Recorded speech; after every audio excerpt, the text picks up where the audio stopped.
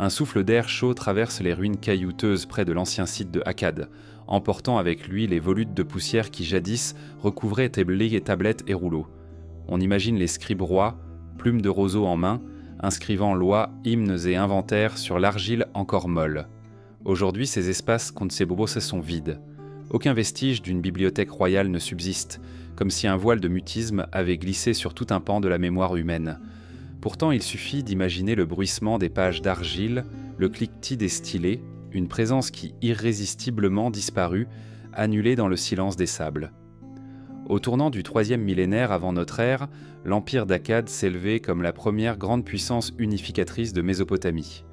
Sous le règne de Sargon, les cités-États sumériennes se pliaient à un système administratif centralisé, marquant le passage d'une mosaïque de principautés à un régime impérial. On suppose que la capitale, Akkad même, abritait une archive monumentale, reflet d'une ambition sans précédent.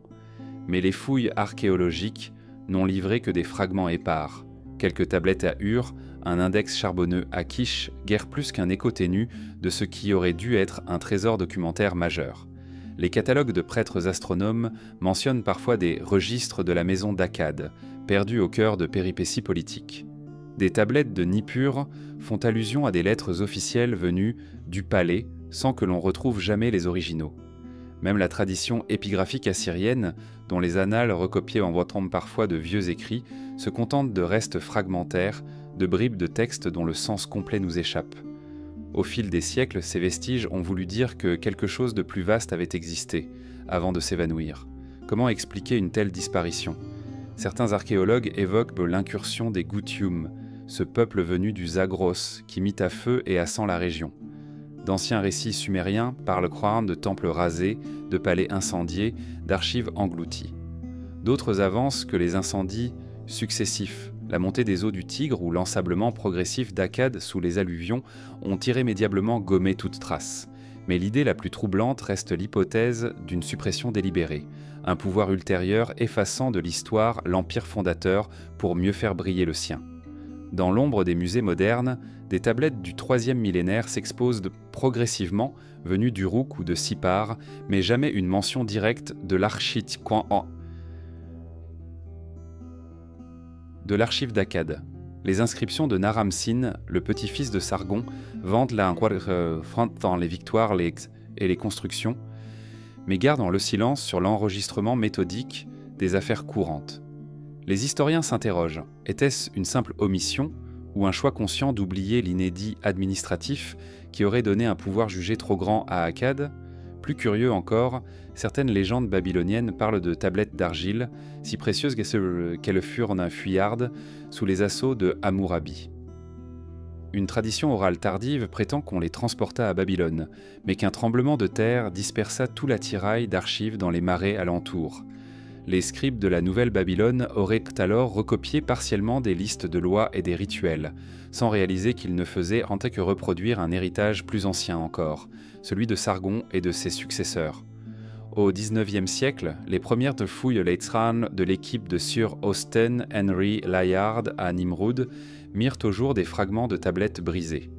On y découvrit des extraits d'un hymne funèbre mentionnant la chambre des annales d'Akkad, scellée et gardée par des prêtres. Lorsque les archéologues tentèrent d'ouvrir la cache, des charbons enfouis tombèrent en poussière, rendant toute lecture impossible. Ces quelques lignes poussiéreuses témoignent d'un espace sacré, métaphorique peut-être, mais réel dans l'esprit de ceux qui voyaient dans l'écriture un pouvoir presque divin. Dans les débats d'aujourd'hui, certains spécialistes suggèrent qu'on ne cherchait pas seulement à effacer un empire, mais à reformater la mémoire collective. En privant les générations futures des archives d'Akkad, on aurait imposé le récit sumérien comme point de départ de l'écriture, reléguant la conquête akkadienne à un simple épisode guerrier. Il ne s'agissait plus de documents neutres, mais d'un instrument politique dont la disparition est aussi significative que les quelques phrases restées inscrites sur des fragments isolés. L'absence d'une archive unifiée a entraîné des incertitudes sur l'étendue réelle du territoire akkadien, sur la bureaucratie qui le gouvernait et même sur les croyances religieuses officielles du palais. Les textes mythologiques sumériens, parvenus jusqu'à nous, ne nomment guère Sargon, comme si l'on avait voulu dissocier les récits sacrés des actes d'un monarque humain. Pourtant, on pressent que des versions plus complètes existaient, relatant l'alliance du roi avec les dieux du ciel et de la terre. En étudiant la forme des cachettes où l'on découvrit ces fragments, on comprend que les archives n'étaient pas rassemblées dans une seule salle. Les tablettes étaient réparties dans des cellules administratives, sur différents sites. Cette dispersion a facilité leur anéantissement.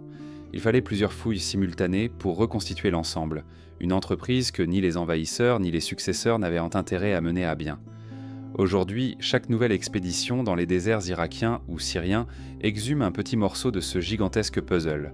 Un fragment de compte rendu de taxes, un passeport de marchand acadien, un contrat de mariage royal nair, tous portent la trace d'une culture bureaucratique avancée, mais jamais assez pour faire revivre l'intégralité de l'archive. Ce qui reste n'est que la silhouette d'un savoir abondant, dont les contours se devinent plus qu'ils ne se lisent. La quête des archives perdues de l'Empire d'Akkad n'est pas seulement une recherche de tablettes, c'est une exploration du silence lui-même. À travers l'effacement volontaire ou accidentel, on perçoit la force d'un pouvoir qui pouvait modeler l'histoire en effaçant la mémoire. Les traces éparses nous interrogent sur la fragilité des archives et sur le rôle des conquérants et des héritiers qui choisissent ce qui doit survivre. Mais tandis que les sables d'Akkad continuent de cacher leurs secrets, notre regard se tourne vers un autre mystère, enfoui sous les dunes rouges de Méroé. Une brume légère flotte dans l'air brûlant du désert soudanais, voilant à peine les silhouettes abruptes des pyramides de Méroé. À l'aube, leurs flancs en sombre semblent avaler la lumière, comme des entités venues d'un autre monde. Le sable forme des vagues silencieuses à leurs pieds, et l'on perçoit sous les pierres sombres un murmure ancien, un secret enfoui, gardé par des siècles de silence et d'outrage. Au cœur du royaume de Kush, Méroé fut longtemps la capitale d'une puissance africaine indépendante, postérieure à l'Égypte pharaonique. Entre le IVe siècle Avesans Junse et le IVe siècle Apelal-Lejin-Jitansarse, ces souverains bâtirent près de 200 pyramides le long des rives du Nil Blanc. Pourtant, celle de Méroé se distingue par un voile mystérieux. Leur pierre n'est pas claire comme en Égypte, mais d'un ton anthracite, presque métallique sous le soleil.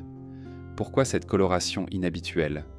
Les pyramides méroïtiques adoptent un profil plus pointu, aux faces plus abruptes, qui accrochent l'ombre différemment. Certaines sont construites en grès local, dont les teintes varient du brun foncé au noir profond. Des analyses géologiques récentes suggèrent l'usage de stucs chargés de fines particules de fer, appliquées en délicates couches sur les parements. Ce revêtement sombre reflèterait moins la lumière, renforçant l'aura de gravité qui enveloppait les rites funéraires des rois couchites. Était-ce un choix esthétique, un rituel solaire inversé, ou un moyen de dissimuler l'entrée des tombes ? À l'intérieur, les chambres funéraires se déploient en couloirs étroits, creusés sous la pyramide, protégés par des blocs de granit noir. Dans plusieurs complexes, ces blocs restent en place, scellant l'accès comme un sceau impénétrable. On raconte qu'un seul sarcophage intact a été découvert, orné de hiéroglyphes méroïtiques peints en rouge sombre sur fond d'ébène. Il évoque un roi dont le nom n'a jamais été déchiffré, tant l'écriture méroïtique, longtemps réputée indéchiffrable, a été longtemps négligée par les savants. Les inscriptions des pyramides révèlent un panthéon fusionnel, dieux égyptiens adoptés, divinités locales sublimées et cultes solaires adaptés. Pourtant, la plupart de ces textes furent martelés par les pérégrinations du christianisme nubien au XVIe siècle, croix gravées, clichés bibliques repris au sein même des structures sacrées. Des prêtres chrétiens connaissaient l'ancien langage rituel, mais choisirent d'y appliquer une censure silencieuse, gommant les noms des anciens dieux. Quel calcul politique ou spirituel guidait ces destructions discrètes ? Les premiers voyageurs européens, au XIXe siècle, furent frappés par la teinte noire de ces pyramides. Le capitaine John Lewis Burckhardt parla de monolithes d'obsidienne pétrifiés, quand d'autres évoquèrent une civilisation dont l'architecture aurait cherché à défier la lumière. Malheureusement, leurs journaux, confidentiels à l'époque, disparurent lors du transfert des éditions vers Londres. L'unique exemplaire de la Royal Geographical Society mentionne un chapitre supprimé qualifié d'un délire romanesque, un indice quant à la volonté de minimiser l'impact de ces découvertes. Les pilleurs de tombes se succédèrent ensuite, éreintant les pyramides. Des couloirs furent élargis, des murs abattus, tandis que sable et débris mêlés faisaient perdre toute orientation. Les pierres noires, brisées, furent réutilisées dans les villages voisins pour bâtir maisons et greniers. Aujourd'hui, il reste peu d'indices tangibles. Quelques fragments de stuc noir, des éclats de granit gravés, des traces de pigments rouges sur un linteau fissuré. Chaque débris invite à imaginer un trésor perdu, bijoux, textes rituels, offrandes en or.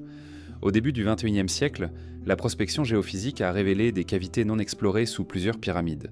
Des relevés magnétiques indiquent la présence de vides linéaires, comme d'antiques tunnels effacés, peut-être délibérément colmatés. Les scientifiques hésitent. S'agit-il de galeries de contrepoids disparus ou de passages destinés à des initiés ? Aucune fouille n'a encore été autorisée, de crainte de dégrader les vestiges restants. Le secret demeure sous la roche noire, protégé par une loi de préservation très stricte. Les traditions orales des populations nubiennes résonnent parfois comme des échos fugitifs de ces pyramides. On parle d'esprits du crépuscule errant parmi les ruines, veillant sur des reliques qu'ils protègent de l'oubli.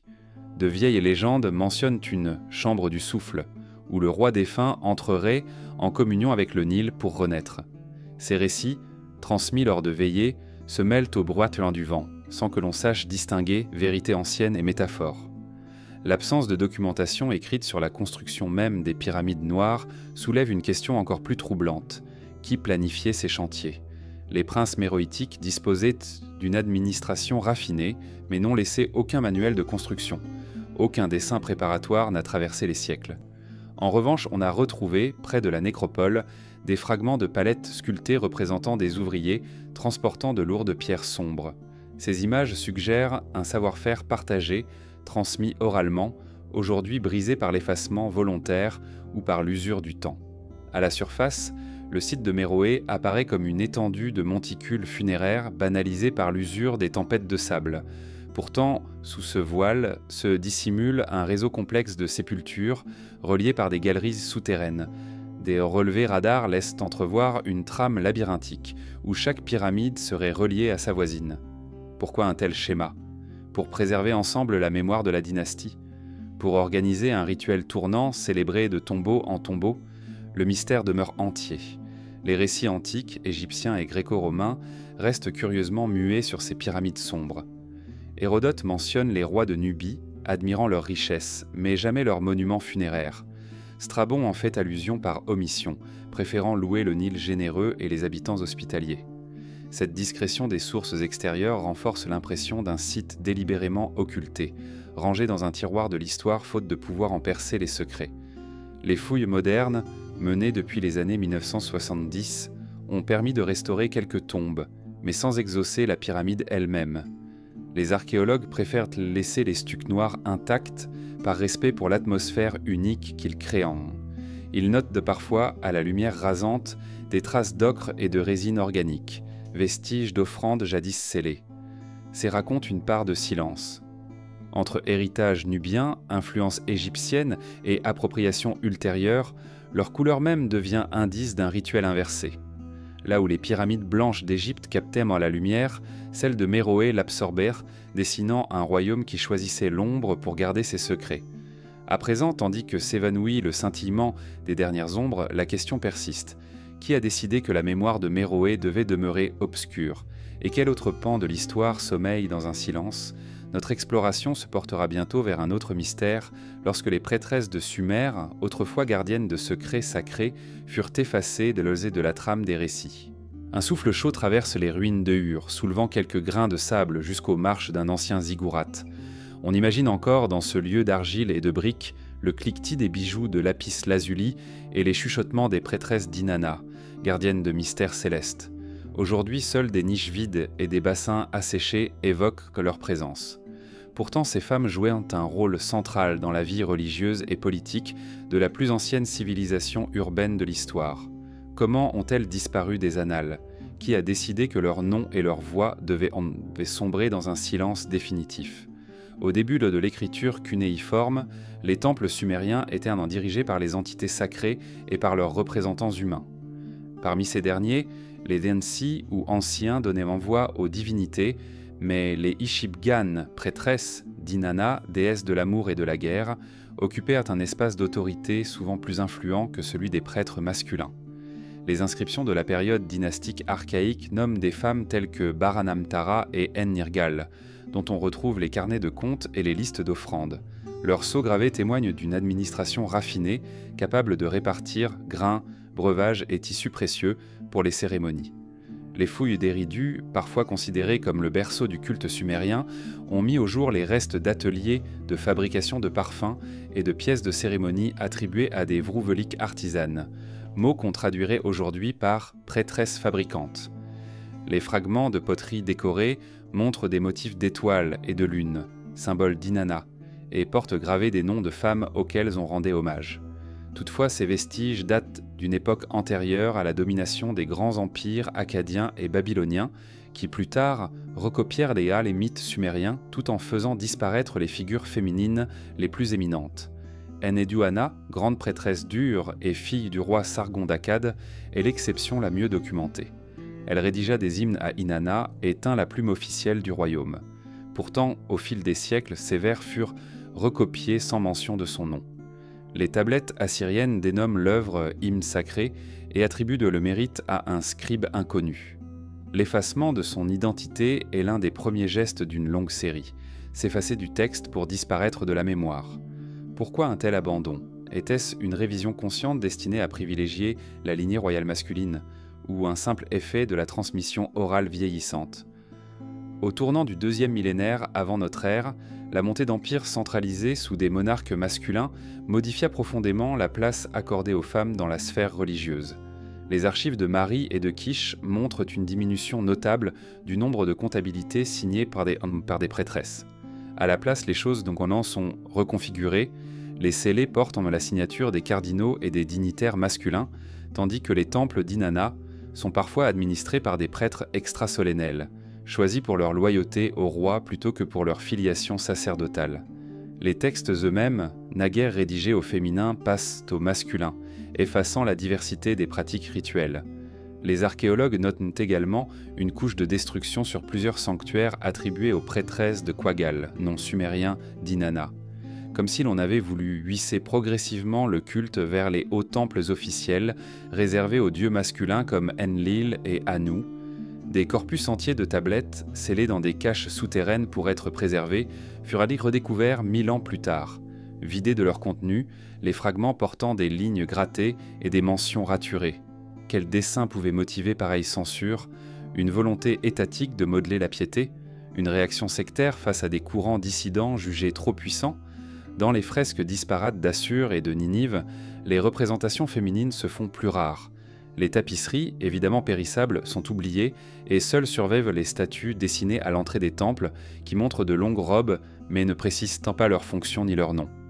Les fouilles britanniques du XIXe siècle mirent au jour ces basses sculptures saugardiennes, longtemps attribuées par erreur à des reines ou des princesses, aucun document ne permettant de reconnaître en elles des prêtresses. Ce glissement interprétatif reflète un double silence, celui de l'effacement originel et celui de l'historiographie moderne, prisonnière d'une vision patriarcale tacite. Les peuples néo-babyloniens, dans leurs propres archives, continuèrent d'honorer Inanna ou Ishtar, mais sans jamais renvoyer aux prêtresses anciennes. Les hymnes et les lamentations d'Ishtar se multiplient, vantant la déesse guerrière, mais ne mentionnent jamais le rôle des femmes dans la création de ces poèmes. La différence est subtile mais significative. L'écriture devient anonyme, les personnages féminins sont systématiquement subsumés sous l'étiquette du culte, sans que l'on sache qui, concrètement, entretenait le feu du temple ou écrivait les prières en son nom. On pourrait croire que la tradition orale, plus vivace, aurait gardé mémoire de ces figures. Pourtant, dans les chants folkloriques et les contes saintes transmis à travers le croissant fertile, il n'était jamais question de prêtresse, mais de femme de roi ou de filles des soleils. Les médiateurs religieux masculins se sont appropriés les légendes, remodelant les récits pour qu'ils célèbrent des héros patriarcaux, reléguant les femmes à des rôles secondaires. L'histoire publique telle qu'elle s'est fixée dans les langues sémitiques modernes ne conserve que la forme, jamais le nom. À la lumière des récentes découvertes textuelles, quelques fragments inédits d'un recueil rituel ont émergé des collections privées irakiennes. On y lit des prières d'une prêtresse à Nanar, dieu de la lune, implorant la clémence pour les récoltes. Les marques d'usage sur l'argile montrent qu'elles furent quotidiennement manipulées, lues à voix basse par une femme dont l'identité a été grattée. L'analyse chimique révèle des résidus de lait et de miel, offrande que l'on versait sur la tablette avant la lecture. Ce rituel intime, pourtant central à la subsistance du royaume, n'a jamais été mentionné dans les annales officielles. Pourquoi détruire ou dissimuler ainsi les traces d'une pratique quotidienne ? Peut-être parce que le pouvoir instrumentalise l'oubli pour asseoir sa légitimité. Une autorité qui détruit les registres d'Inanna détruit aussi toute possibilité de contester la succession des rois. Les prêtresses constituaient un réseau d'information indépendant, capable de soutenir la mémoire des lignées matriarcales et de remettre en question l'ordre en place.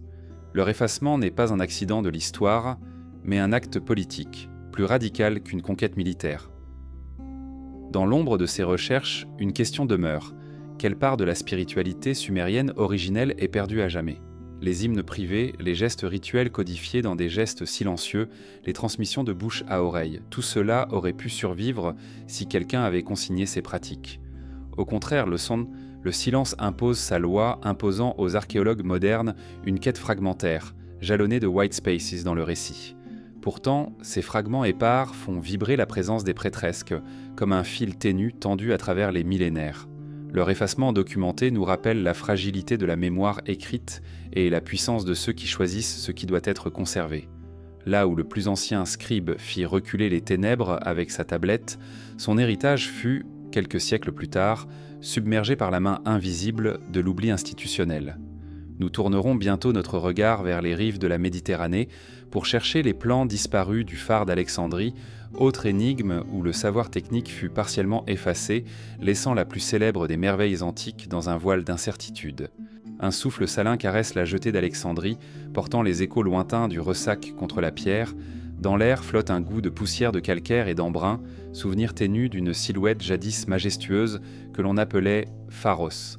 Là où le soleil levant dessinait pour ses contours sur l'horizon de la ville, une tour de plus de 100 mètres dominait la mer, gardienne d'un royaume de savoir et de commerce. Aujourd'hui, les vestiges de cet édifice s'effritent sous les vagues et les sables, emportant avec eux les traces d'un plan originel que nul n'a revu. Comment les dessins qui imaginèrent tant ce colosse maritime ont-ils disparu ? Qui conserva la mémoire de ses fondations ? Dans les récits des auteurs anciens, le phare d'Alexandrie prit vie sous le règne de Ptolémée II au milieu du IIIe siècle avant notre ère. Pourtant, aucun traité d'architecture n'a survécu, et les mentions de Sostratos de Cnide, l'ingénieur présumé, restent éparses. Pline l'Ancien, au 1er siècle, écrit que Sostratos offrit le monument à Ptolémée, sans perdre un mot sur les plans qu'il aurait tracés. Strabon, un peu plus tard, décrit la forme générale, un socle carré, un corps octogonal, un sommet circulaire, mais s'abstient de préciser les proportions exactes ou l'emplacement précis des mécanismes intérieurs. Ainsi se dessine un édifice que l'on connaît par ouï-dire, par allusion, jamais par croquis détaillé. Les ingénieurs hellénistiques pouvaient pourtant dessiner sur papyrus ou parchemin, assembler des maquettes en bois et graver des schémas sur la pierre. On a retrouvé des fragments de traités d'architectes d'Égypte tardive, mais aucun ne mentionne les schémas du phare. Les papyri d'Oxyrhynque ont révélé des plans de maisons et de ports, rehaussés de crayons noirs et d'encre rouge, mais leurs rouleaux s'arrêtent toujours avant d'atteindre la grande tour. Pourquoi les rouleaux contenant les élévations et les coupes transversales de Sostratos ont-ils été omis ou détruits ? Les plus anciennes représentations iconographiques du phare figurent sur des monnaies ptolémaïques tardives, où il apparaît stylisé, à peine esquissé. Les graveurs monétaires cherchaient la fidélité des traits, mais ne reproduisaient qu'une vision symbolique, sans souci d'exactitude technique. Plus tard, les artistes romains l'ont gravé sur des sarcophages et des bas-reliefs, toujours en silhouette. Aucun ne détourne le regard vers un détail de la structure interne. Nul escalier, nul espace de maintenance, nul logement du gardien. Ces omissions laissent à penser que le modèle de référence avait déjà disparu de la mémoire collective ou qu'il était réservé à quelques initiés. Au VIe siècle à PNJC, le tremblement de terre de 365 fit chanceler la tour. De nombreux récits byzantins évoquent l'effondrement partiel de la base. Les pierres se brisèrent, craquelaient comme du verre, et les blocs furent remployés pour renforcer les murailles d'Alexandrie. Les marbres blancs et les granites providentiellement durables s'éparpillèrent dans les fortifications. Mais aucun plan ne fut conservé pour reconstruire le monument à l'identique. Les ingénieurs byzantins, pressés par la nécessité, improvisèrent à partir des décombres, sans pouvoir se référer à un modèle dessiné. Ces efforts de sauvegarde restèrent à partiels, et l'idée même d'un relevé graphique sembla secondaire face à l'urgence militaire. Au 8e siècle, l'arrivée des Arabes changea l'orientation de la cité vers l'est. Les premiers chroniqueurs musulmans mentionnent le phare des anciens comme un point de repère, mais jamais ils ne parlent de ses dessins originels. Les archives du califat de Fustat contiennent des inventaires d'ouvrages, dont plusieurs traités de géométrie et de statique, mais rien ne renvoie à Pharos. Les scribes traduisirent Euclide et Archimède, copièrent les traités d'ingénierie hydraulique, sans songer à inclure les plans disparus d'un phare qui avait guidé tant de navires. Était-ce une omission par manque d'intérêt ou un oubli volontaire pour mieux affirmer la rupture avec l'ère ptolémaïque ? Les cartographes médiévaux représentent encore Pharos sur leur map monde, souvent à la lisière des côtes égyptiennes, comme un symbole plus qu'un édifice réel. Les enluminures arabes et latines lui confèrent de parfois plusieurs étages, parfois un simple donjon. Ces variations montrent que l'imagination suppléa l'absence de plans fidèles. Chacun dessinait selon son concept, croyant combler le vide. En l'absence d'archives techniques, le phare devint mythe, support d'une multitude de fantasmes visuels. À la Renaissance, alors que les savants remirent à jour certains traités anciens, on chercha dans les bibliothèques vaticanes ou de Constantinople des esquisses oubliées. Des indices apparurent. Une note mentionne un certain codex de l'ingénieur Sostratose, prêté à un érudit byzantin. Cette trace est restée unique, et l'on ignore si le codex fut brûlé pendant la prise de la ville, ou s'il fut relégué dans une collection privée, jamais répertoriée. En l'absence de preuves tangibles, on ne dispose que de rumeurs, la plupart du temps plus romanesques qu'historiques. Au début du XXe siècle, les premières sondes archéologiques sous-marines explorèrent enfin les flancs sud de l'île de Pharos. Des blocs rongés par la mer, gravés de chiffres cunéiformes ou de lettres grecques, apparaissaient comme des vestiges de bosses de rôles portuaires plutôt que de relevés architecturaux. Aucun rouleau résistant à l'eau n'a été trouvé, pas même un fragment carbonisé. Les plongées dénoncent un spectaculaire effacement. Tout ce qui aurait pu servir de maquette ou de support d'étude a disparu, emporté par le temps, les tremblements de terre et peut-être par un désir d'anéantir tout vestige du règne hellénistique.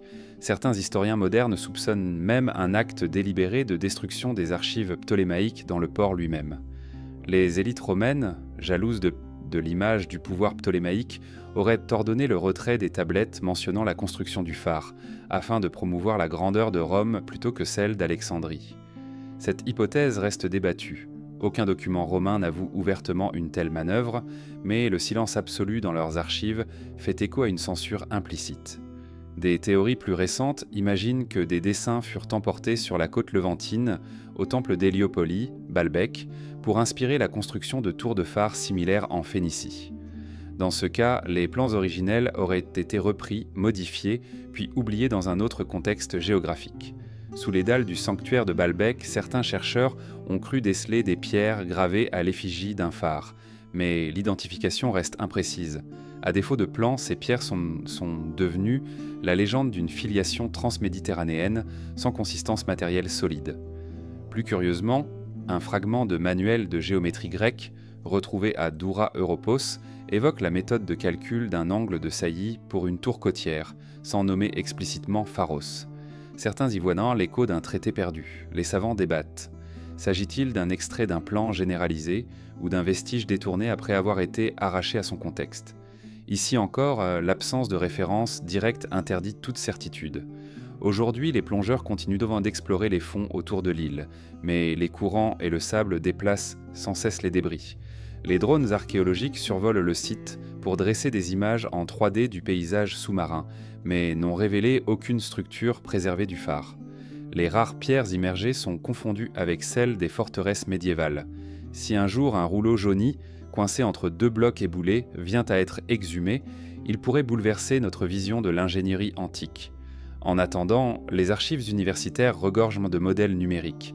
Des architectes virtuels rejouent la construction pierre à pierre sur leurs écrans, cherchant à recréer le plan perdu. Ils imaginent l'emplacement des réserves d'huile pour la lampe, la rampe d'accès des charpentiers, l'emplacement des conduits d'air pour évacuer la fumée. Mais tout cela reste conjecture. Sans le parchemin d'origine, toute reconstruction reste un acte de foi scientifique, oscillant entre respect des normes antiques et créativité contemporaine. La nuit tombée, lorsque la lune se reflète sur le site submergé, on perçoit l'ombre d'un rêve technique hors norme. Ces harmonies de pierre et de métal, que l'on dit conçues pour résister au sel et aux tempêtes, n'ont laissé que des échos.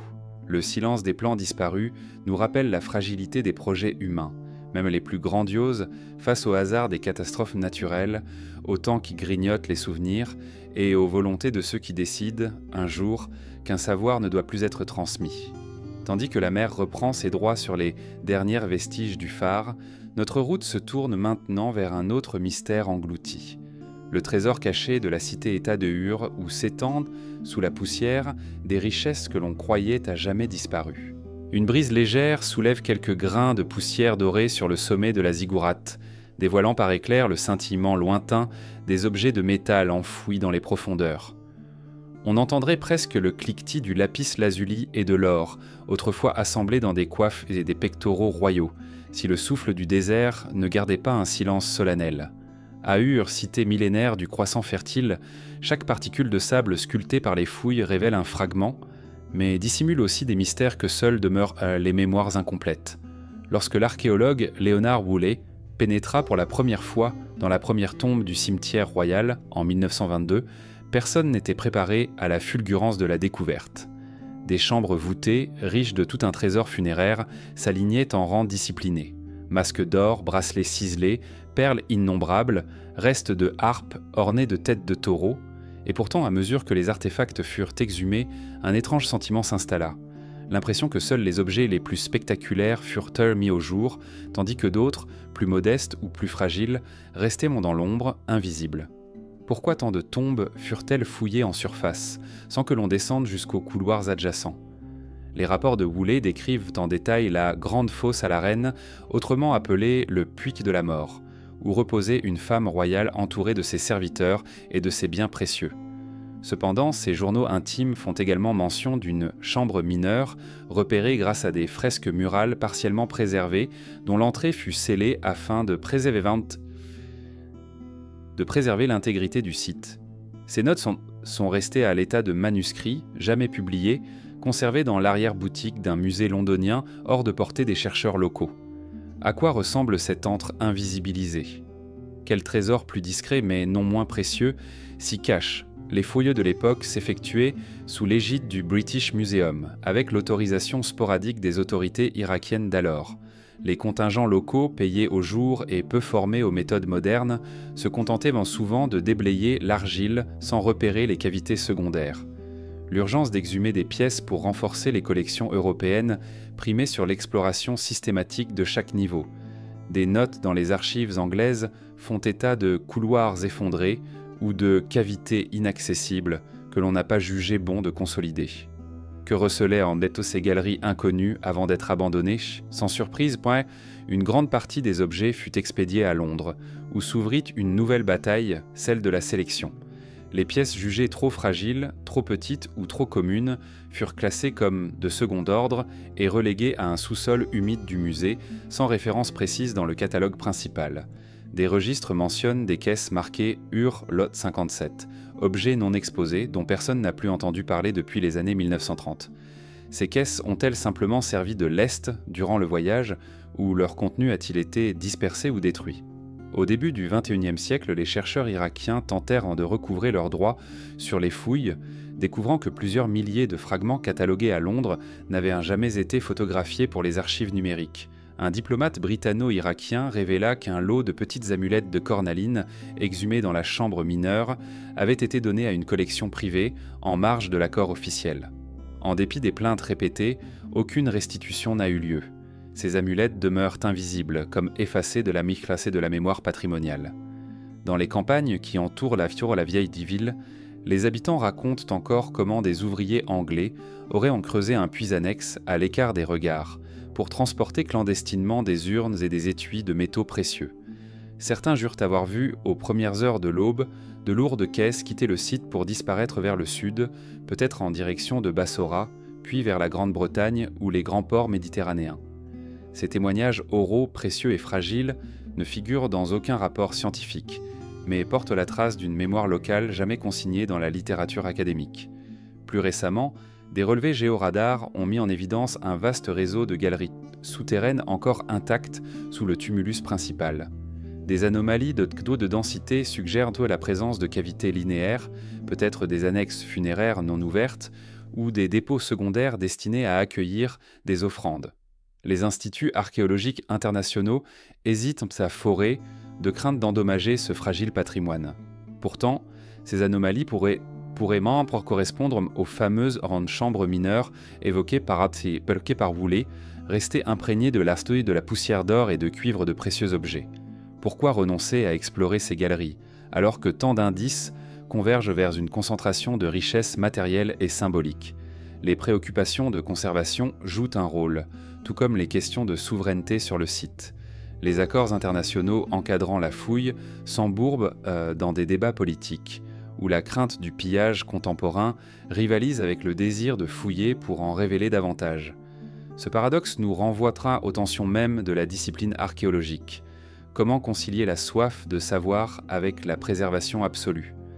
Au fond, la notion de trésor caché dépasse la seule dimension matérielle. Ur fut le foyer d'une civilisation lettrée où l'écriture cunéiforme consignait contrats, mythes et traités mathématiques. On sait que des bibliothèques existaient utilisant des tablettes de pierre et d'argile, car plusieurs morceaux de texte ont été retrouvés hors des contextes funéraires. Qu'en est-il de ces archives civiles? Les vestiges administratifs apparaissent sporadiquement dans les cercles de fouilles, mais personne n'a entrepris de reconstituer les archives de la cité, pourtant vitales pour comprendre la complexité de ce centre urbain. Lorsque l'on énumère les trésors de Ur, on pense d'abord aux ornements royaux, aux harpes. Ouah et Sosson, la économique de toute la Mésopotamie. Si une moitié des tablettes administratives fut exportée, l'autre moitié, jugée trop lourde ou trop fastidieuse à copier, fut laissée sur place ou détruite. Les fragments rescapés, dispersés entre Bagdad, Londres et New York, esquissent une image fragmentaire. Des noms de personnes, des sommes de grains, des échéances de prêts. Mais sans le corpus complet, impossible de reconstituer la trame sociale et économique qui donnait vie à Ur. Que savons-nous de la circulation des biens, de l'organisation des chantiers, de la rémunération des archers? Les pans de récits manquants nous privent d'une compréhension profonde de la cité au-delà du faste royal. Le trésor caché d'Ur n'est donc pas seulement celui des objets somptueux, mais celui d'une histoire partielle, façonnée par des choix d'extraction et de classement. Chaque fragment absent est autant une question que chaque fragment découvert est une réponse partielle. Le sable recouvre encore des chambres inexplorées et peut-être des salles entières de tablettes intactes, préservées par la sécheresse et l'isolement. Alors que le soleil décline sur les briques mégalithiques de la cité antique, on perçoit le frémissement d'une énigme non levée. Quels récits, quels chiffres et quels secrets demeurent enfermés sous les monticules de terre? Et lorsque nos pas nous porteront vers la prochaine énigme, celle des écrits interdits de Ninive, il faudra garder en mémoire que l'histoire ne nous parvient toujours qu'en fragments volontairement ciselés par ses premiers passeurs. Un vent chargé de poussière et d'odeurs de bitume ancien s'insinue sous les portes fragiles de Tel Kuyunjik, soulevant des volutes qui dansent autour des décombres silencieux. Ici, jadis, se dressait la plus vaste bibliothèque du monde antique, celle d'Ashurbanipal, roi lettré d'Assyrie. Des milliers de tablettes couvraient Tarsan des rayonnages de bois sombres, chaque facette de l'existence humaine consignée en signes cunéiformes. Aujourd'hui, seuls subsistent des fragments d'argile, éparpillés sur le sol, vestiges d'un savoir qualifié de dangereux, occulté par les successeurs et englouti dans les flammes de la révolte. Au 7e siècle avant notre ère, Ashurbanipal survolait son royaume d'un œil curieux. Passionné de lettres et de rituels, il ordonna la collecte de textes venus de Babylone, d'Uruk et des cités voisines, rassemblant dans son palais une mine de mythes, d'incantations et de traités scientifiques. Parmi ces tablettes figuraient des listes d'épices rares, des recettes de remèdes à base de plantes mortelles et des poèmes d'amour osés, jugés contraires à l'éthique publique. Des scribes, parfois recrutés parmi les prêtres, prenaient en soin d'inscrire des instructions pour l'usage des textes. Certains passages devaient être cachés, lus seulement à l'aube par des initiés. Pourtant, lorsque la colère de Babylone et de Médie s'abattit sur Ninive en 612 avant notre ère, la cité tomba et ses trésors archivistiques virent les feux de la guerre. Les flammes léchèrent les étagères, tandis que la poussière retombait sur des milliers de tablettes noircies, dont certaines restaient intactes sous une croûte carbonisée. Les archéologues du XIXe siècle exhumèrent ces pièces à moitié détruites. Ils purent reconstituer des mythes cosmogoniques, des épopées d'Ishtar, nièce d'Ashur, mais trouvèrent des trous dans le récit. Des textes médicaux décrivant des poisons rares disparaissaient en soudain, remplacés par des interlignes vides. Dans les suivants siècles, les scribes babyloniens se gardèrent bien de mentionner ces sections. Les catalogues royaux consignant encore l'existence de tablettes interdites, mais sans jamais préciser leur contenu. Il subsiste un passage, griffonné d'une main nerveuse, où un scribe liste les épreuves de la chair et les recettes du voyage des ombres, formule magique permettant, disait-on, de communiquer avec les défunts. Ces pratiques furent qualifiées d'hérésie par les prêtres qui firent rédiger un décret interdisant leur lecture. Au début de notre ère, lorsque les premiers moines chrétiens s'installèrent dans la région, ils recyclèrent leur temps les briques de la bibliothèque pour bâtir des monastères, apposant des symboles bibliques sur les murs et ensevelissant les tablettes restantes sous l'autel. Selon la chronique arabe d'Al-Mas'ud de Loin, les ermites lisaient toutefois en secret des bribes d'un traité épicé de charmes de fertilité que l'on gardait jalousement dans un coffre d'acier. Les scribes chrétiens se targuaient d'étouffer les incantations païennes, mais quelques pages auraient été recopiées en marge des évangiles, codées en alphabet syriaque. Les XVIIe et XVIIIe siècles apportèrent un nouveau souffle de curiosité lorsque les premiers voyageurs européens creusèrent à Ninive. Ils envoyèrent à Londres et Paris des caisses pleines de tablettes intactes, mais la guerre napoléonienne retarda l'analyse. Quand enfin les érudits exhumèrent ces caisses, beaucoup de tablettes cataloguées risquées avaient disparu. Les rares mentions dans les inventaires font état de pertes pendant le transport ou de dégâts par l'humidité. Certains affirment qu'elles furent volontairement éliminées, jugées trop subversives pour orner les collections royales. Au musée du Louvre, des tablettes d'Ashurbanipal sont exposées, ornées de scènes de déesses et de récits de batailles. Mais rares sont celles où figurent des incantations contre les maladies vénériennes ou des descriptions de maladies mentales. Les conservateurs ont longtemps refusé d'en révéler les transcriptions complètes, invoquant la protection des droits d'auteur de la science ancienne. Des fichiers restreints mentionnent encore l'existence d'un manuscrit noir contenant un traité de médecine ésotérique. Les chercheurs patientent depuis des années, dans l'espoir qu'une photocopie non censurée voie le jour. La dispersion des tablettes interdites prit une tournure plus inquiétante au XXe siècle, lorsque des collections privées commencèrent à acquérir, dans l'ombre des ventes aux enchères de New York, des tablettes à l'argile sombre. Ces pièces, jamais référencées dans les catalogues publics, semblent contenir des formules alchimiques mêlant sang animal, résine de cèdre et poudre de saphir. Les témoignages de ceux qui prétendent avoir étudié ces fragments parlent d'une sagesse trop ancienne pour l'homme moderne, et certifient que certains symboles défient toute traduction. Pendant la même période, des archéologues soviétiques au chantier de Koyunjik repérèrent une cache inattendue, dans une chambre voûtée. En survolant avec un drone rudimentaire, ils mirent au jour une alcôve emplie de tablettes brisées en petits morceaux. La plupart furent reconstituées, mais une série de plaquettes ovales, plus grandes et plus épaisses, résistèrent aux tentatives de collage. Le rapport officiel évoque d'importants dommages causés par l'oued déplacée, mais plusieurs membres de l'équipe parlent d'une intervention politique visant à empêcher la publication de ces fragments trop sensibles. De retour en Irak, à Bagdad, lors de la guerre de 2003, une partie du musée national fut incendiée. Des rumeurs persistantes affirment que des seringues furent utilisées pour injecter des produits chimiques au cœur des vitrines, désintégrant les tablettes contenant des secrets de fertilité ou des incantations pour l'invocation des esprits. Le gouvernement irakien, sous pression internationale, reconnut la perte de nombreux documents, mais refusa de préciser lesquels.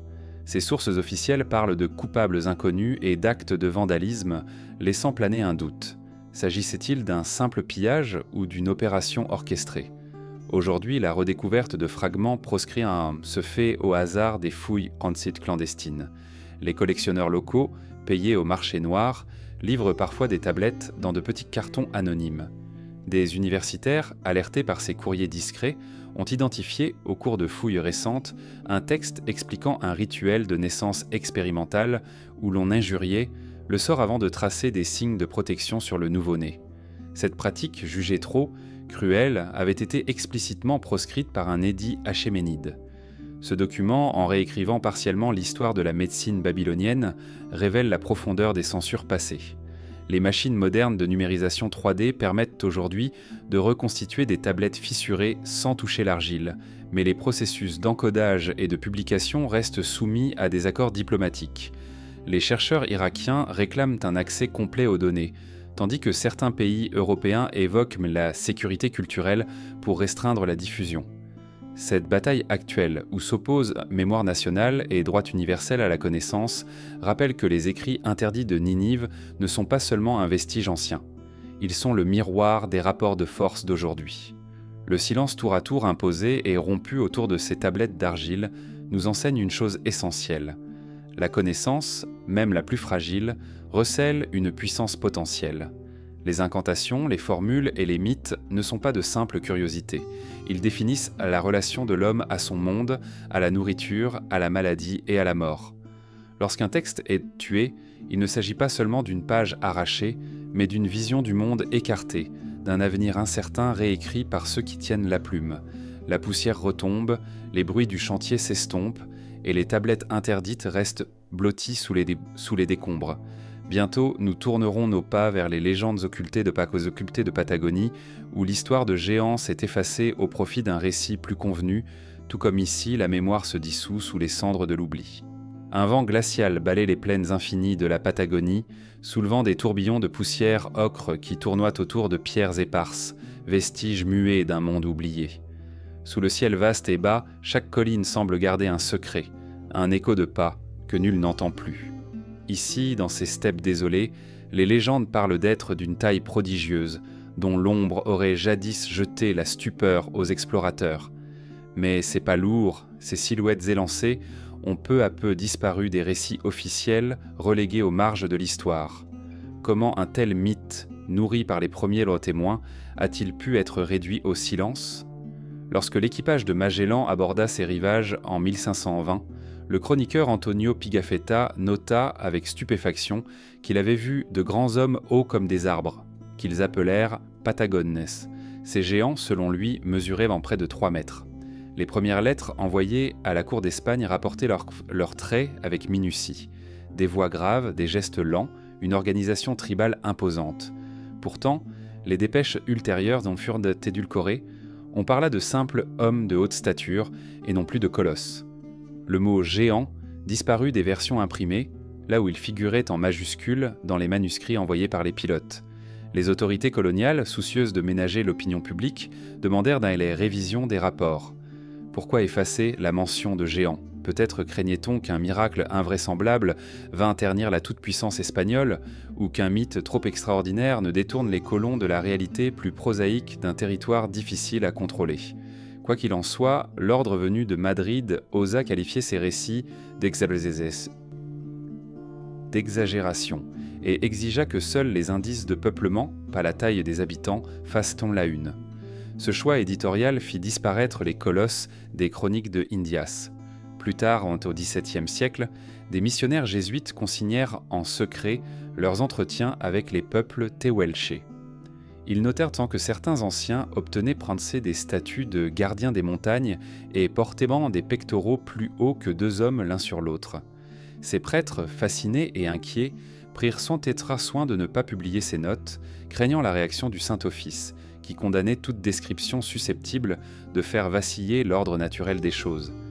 Ainsi, les généreuses descriptions des grands anciens furent rangées dans des coffres scellés, dissimulés derrière les autels des églises de provinciales. Au XIXe siècle, la mission du HMS Beagle fit triompher la science moderne. Charles Darwin visita la région, notant des fossiles impressionnants de mégathérium, ces paresseux géants dont les os semblaient échapper de l'imaginaire. Toutefois, dans son récit, il évita soigneusement de mentionner les récits locaux d'humains d'une taille équivalente, préférant attribuer toute la stature aux créatures préhistoriques.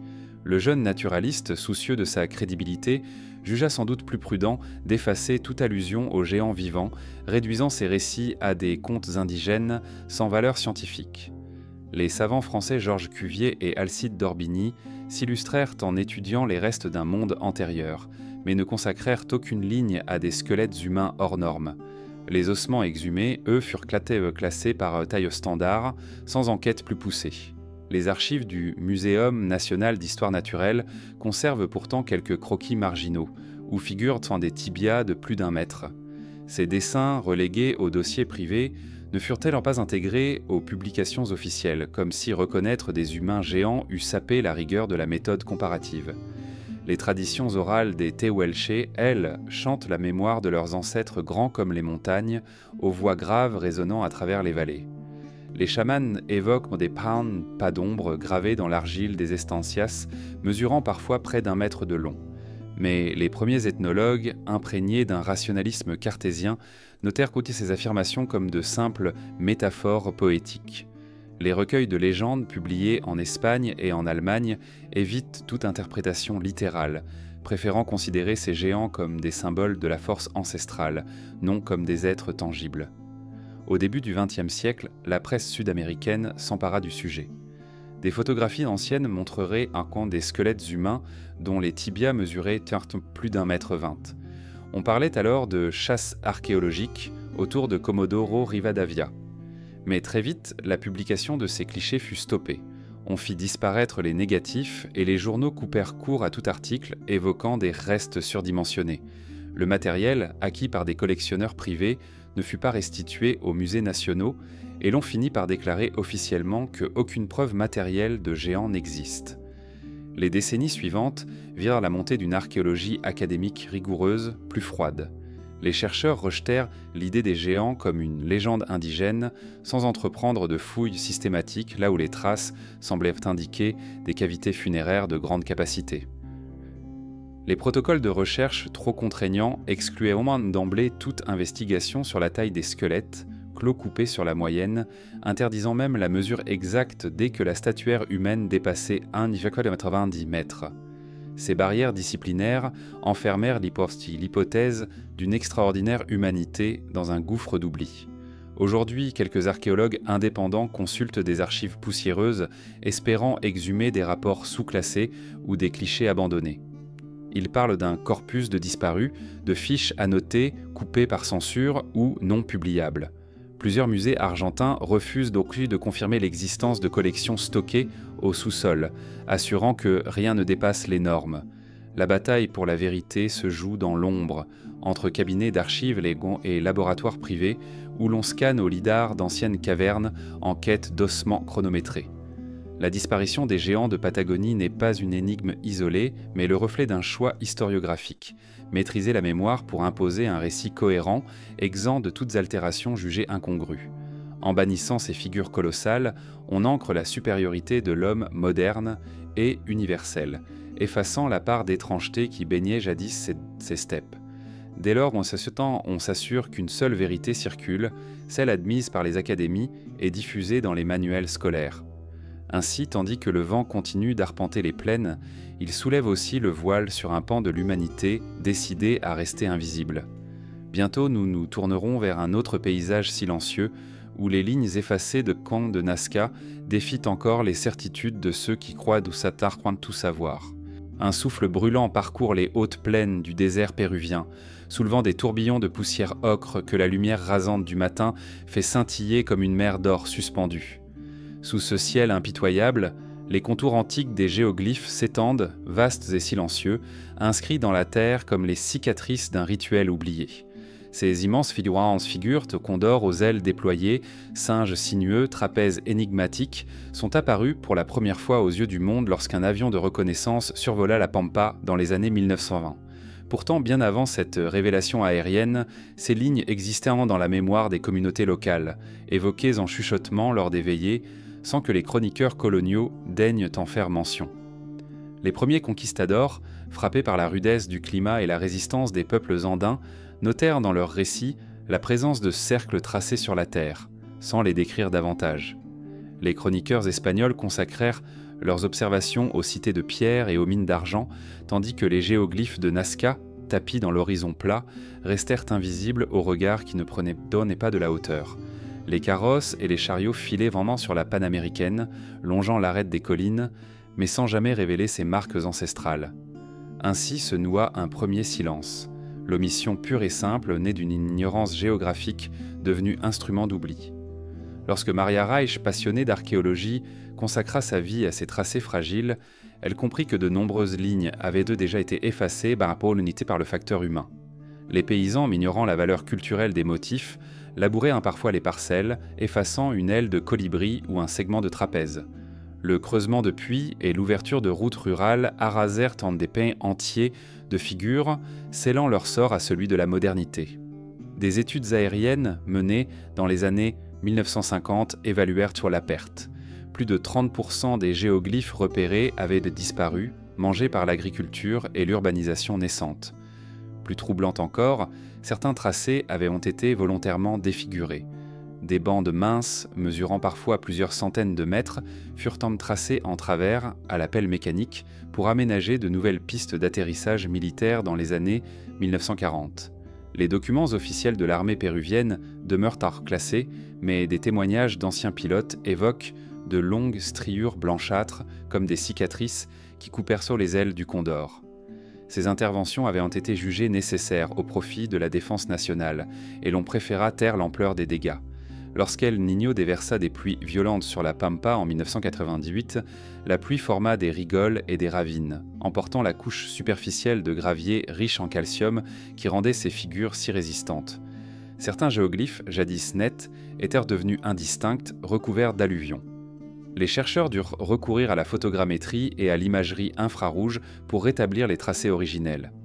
Mais d'une élévation à l'autre, chaque inondation creusait un nouveau sillon, un voile liquide qui menaçait l'intégrité même de ces messages silencieux.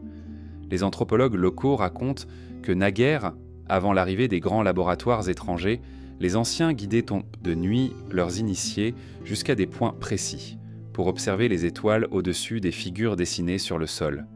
Les rituels de semailles et de récolte se faisaient alors au pied des trapèzes, selon un calendrier solaire qui s'inscrivait dans les bras des géoglyphes. Or, ces traditions ont presque totalement disparu, faute de transmission écrite. Les écoles municipales enseignent la géographie générale, mais pas la dimension sacrée des lignes, comme si l'on avait voulu préserver la Pampa d'une superstition jugée archaïque. Dans les archives des premiers vols aériens, on découvre parfois des clichés inédits, conservés dans des boîtes scellées à Lima. Ces photographies en noir et blanc montrent des formes maintenant effacées. Un serpent dont la tête s'effrite, une main aux doigts presque disparue. Lorsque les historiens tentèrent de publier ces images, ils affluèrent contre la décision, qualifiant les clichés de distracteurs hors sujet et craignant que la publicité ne détourne les touristes vers des zones éloignées non aménagées, accroissant les risques de vandalisme. Les photos furent classées sous le terme pudique de « relevé périmé ». Les fouilles clandestines, menées par des chasseurs de trésors ou des curieux mal avisés, ajoutent encore aux blessures. On a retrouvé des empreintes de pneus autour d'un colibri, comme si un pick-up avait cherché à en arracher un morceau, croyant y déceler un artefact matériel.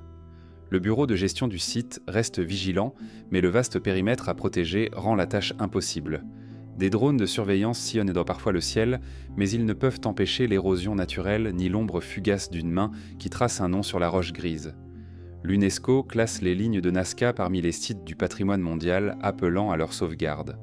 Des barrières métalliques entourent aujourd'hui les figures majeures au prix d'une esthétique dissonante. Les poteaux blancs et les fils de fer tranchent sur l'harmonie des formes.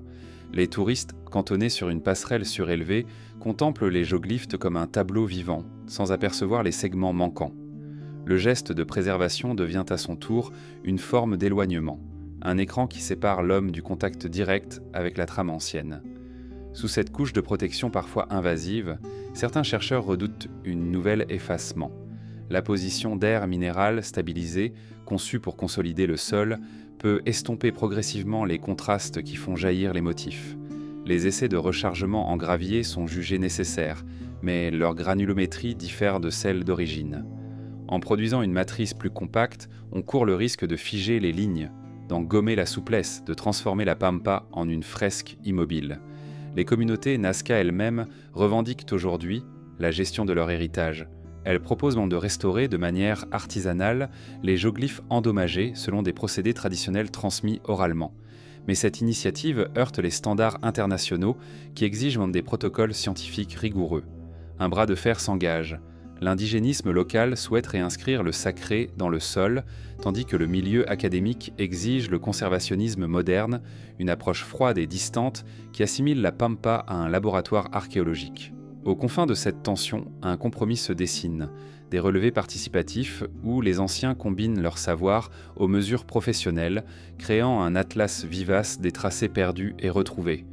Des ateliers regroupent étudiants et veilleurs de sites qui dessinent à l'aquarelle les segments effacés avant que les géologues n'en consignent la fréquence granulaire. Cette collaboration fragile incarne une forme de réparation, une remontée du silence vers la surface où chaque trait redevient un trait d'union entre passé et présent. Pourtant, même ces initiatives peinent à effacer le souvenir d'un oubli plus profond, l'absence de tout manuscrit autochtone décrivant la signification originelle des géoglyphes. Les rares légendes orales rapportent que les figures étaient un livre muet, lisible par les dieux seuls. Or, le livre s'est brûlé, faute d'avoir été transcrit. Les récits qui subsistent mêlent symboles astronomiques et mythes de la terre-mère, parfois contradictoires d'un village à l'autre. Cette pluralité renforce le mystère. On ne sait si les lignes partageaient un code unifié ou si chaque motif constituait une énigme isolée.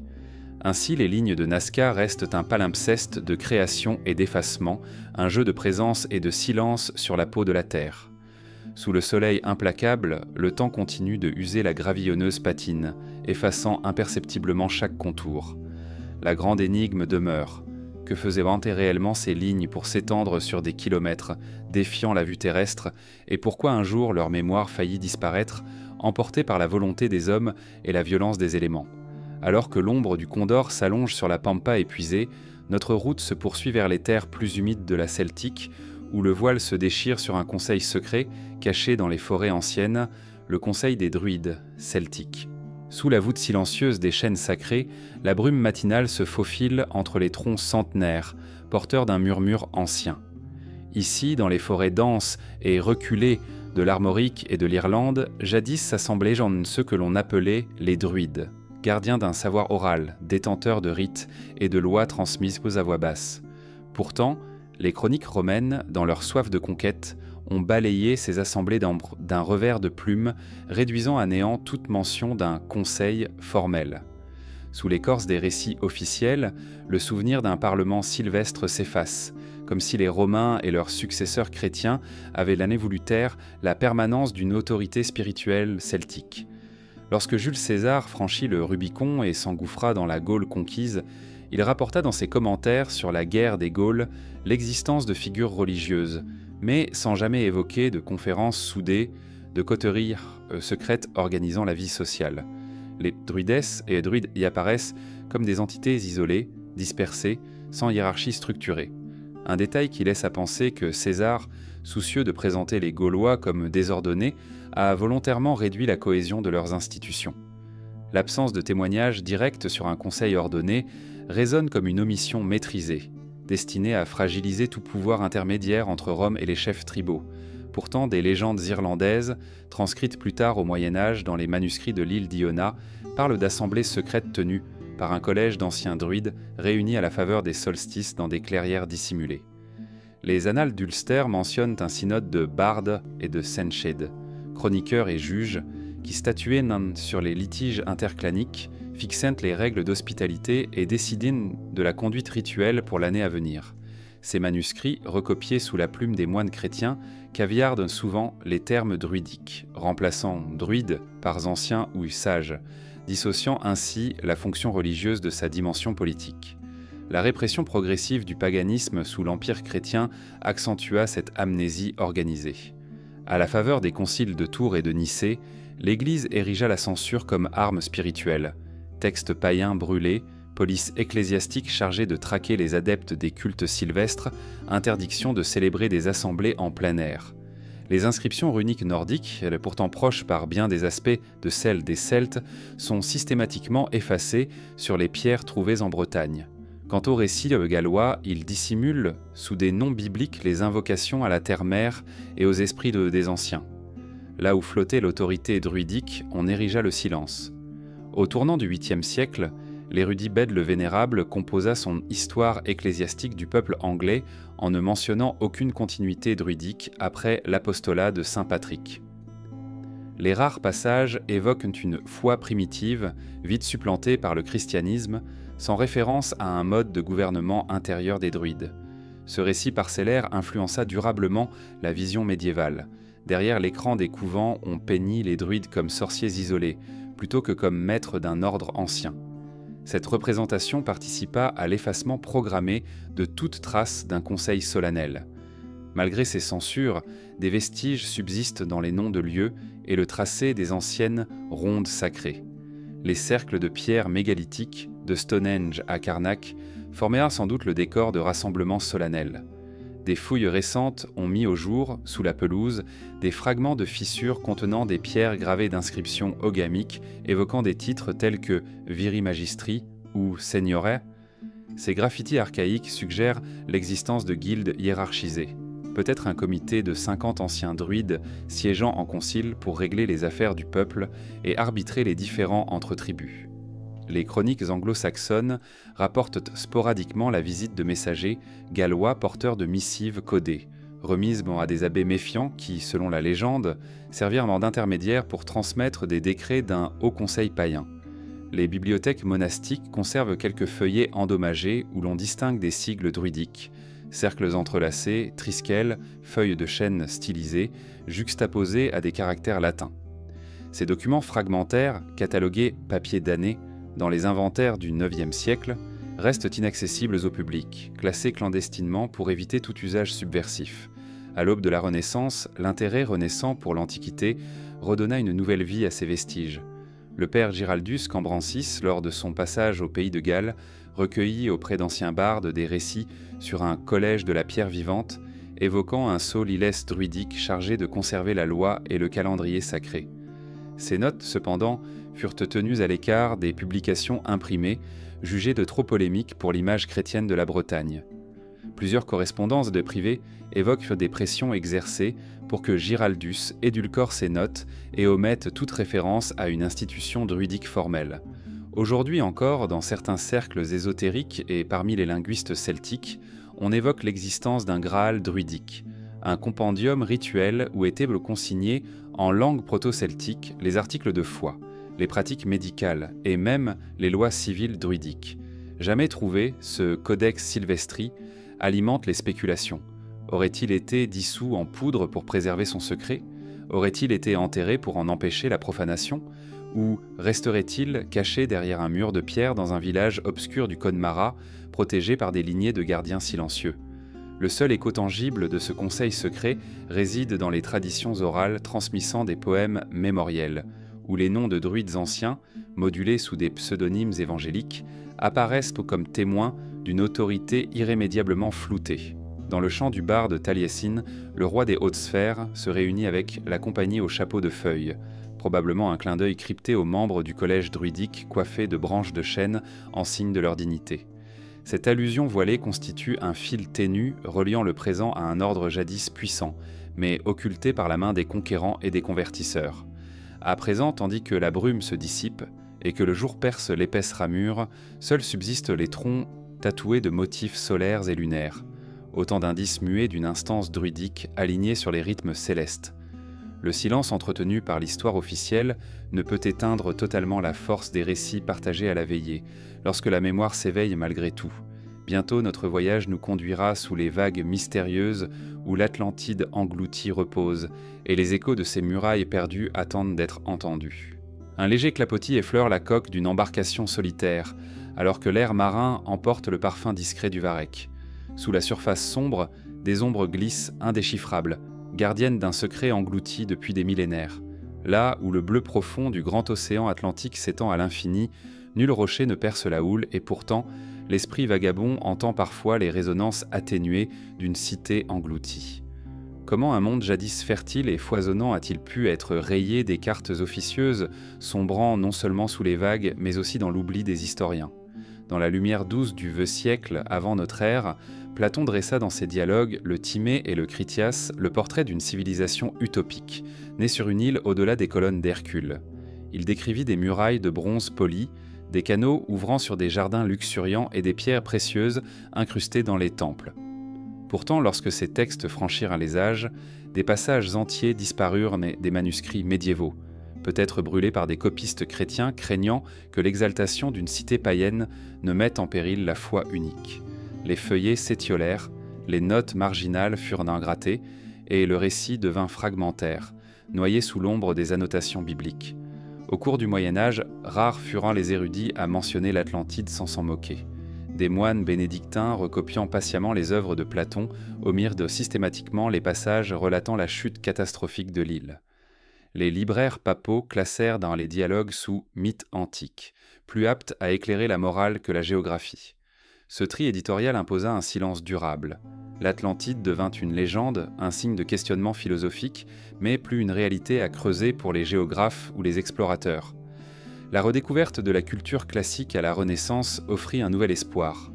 Marcille Ficin et ses disciples traduisirent pour la première fois le Timée en latin vulgaire, mais choisissent aussi d'écourter le Critias, estompant la description topographique précise de l'île.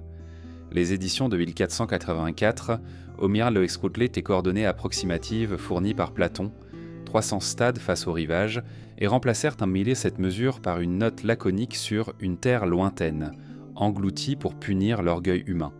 L'Atlantide gagna ainsi le statut de parabole morale, tandis que ses détails géographiques se dissipaient dans le néant. Curieusement, au tournant du XVIe siècle, plusieurs cartographes prestigieux esquissèrent sur leur map monde un continent effacé, situé entre l'Amérique et l'Europe. Le célèbre atlas de Piri Reis, éclat de 113, porte en marge une terre large, abandonnée au centre de l'océan.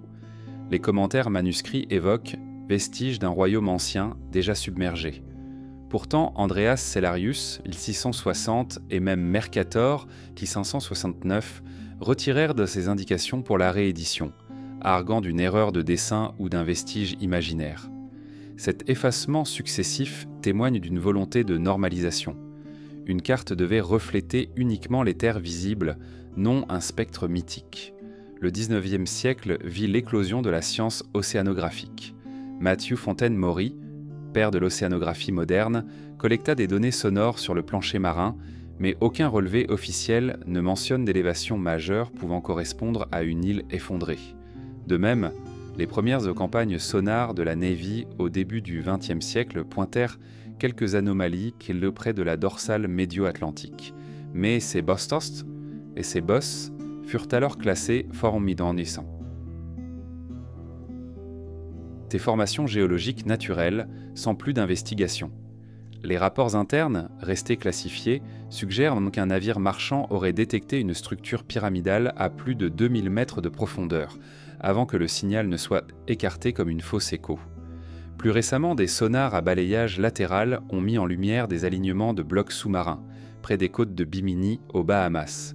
Certains chercheurs parlent de hante de routes pavées, tandis que d'autres y voient des contours des récifs coralliens modelés par l'érosion.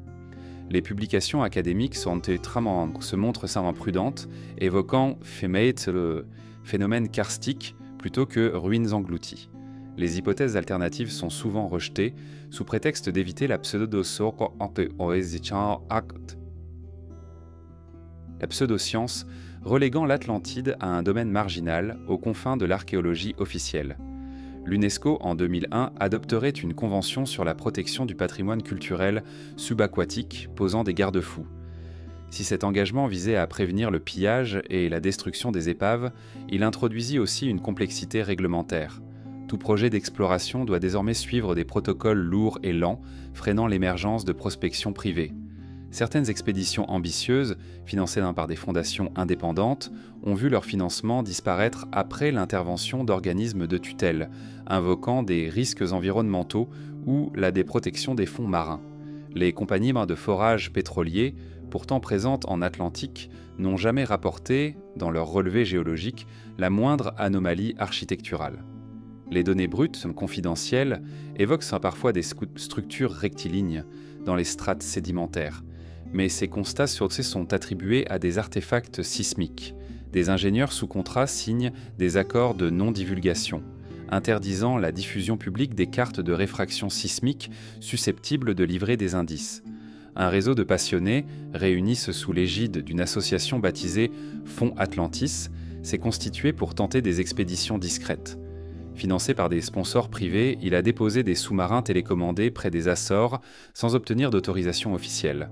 Plusieurs vidéos amateurs montrent des colonnes submergées, chevauchées par les poissons, mais faute de certification ISO, ces images restent inaudibles dans la communauté scientifique. Le scepticisme institutionnel domine. Sans échantillon labellisé, toute preuve demeure hors champ. Sur les plages de l'île de Santorin, liées par certains à la fable atlantéenne via l'éruption minoenne, les fouilles archéologiques de la fin du XXe siècle mirent au jour des vestiges de cités ensevelies. Pourtant, la majorité des publications associa l'événement au seul effondrement de Terra, sans jamais le relier explicitement à la légende platonicienne. Un édit de l'université de Thessalie déconseilla même l'usage du terme Atlantide dans les revues savantes, pour éviter le glissement vers l'ésotérisme, préférant catastrophe volcanique méditerranéenne. Aux baissos confins du mythe et du tangible, la tradition orale des peuples insulaires n'en continue de murmurer des récits en de colonnes blanches émergeant par marée basse. Les anciens racontent qu'autrefois, à marée basse, on distinguait les restes d'un port pavé, englouti sous un mètre d'eau. Ces témoignages, recueillis par des ethnologues, sont classés sous contes marins dans les archives universitaires, jugés impropres à un mémoire de maîtrise ou à un article à comité de lecture. La mémoire collective finit par s'effacer, non dans le cataclysme seul, mais dans la lenteur des jugements académiques et la prudence réglementaire.